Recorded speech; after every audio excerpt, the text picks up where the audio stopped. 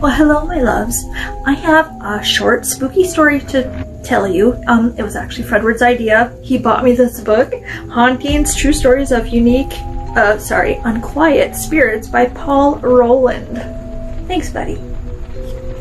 And again, he's hungover, so if he falls over, it's just, he's got a hangover. This story is called The Haunted Vault. Among the many tales of uncanny encounters in the South Bridge vaults, the case of Marianne Duffy and her 6-year-old daughter Claire is one of the most chilling. Yes, this is a true story. Marianne had serious doubts about joining a guided tour with such a young child in tow. But Claire had reassured her mother that she wouldn't be afraid. Even when the party entered the claustrophobic chamber deep underground, the little girl lost none of her eagerness to explore.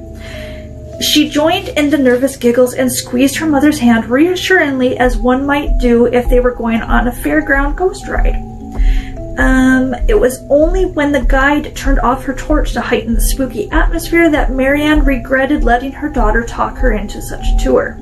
"Don't worry, Claire," she said. "It's all just for show." A small hand responded with a gentle squeeze. Then the grip became tighter. Evidently, Claire was afraid. Very, very afraid, as is Fredward, right? I can feel him over here just shaking like a leaf. The grip tightened still further until Marianne realized that she couldn't pull herself free. It was becoming very painful. Instinctively, she pulled and kicked hard, and she did not care in that moment if she hurt Claire. The pain was unbearable. But it wouldn't be Claire. No child would be capable of such a vice-like grip. She kicked harder, and in doing so, she lost her balance.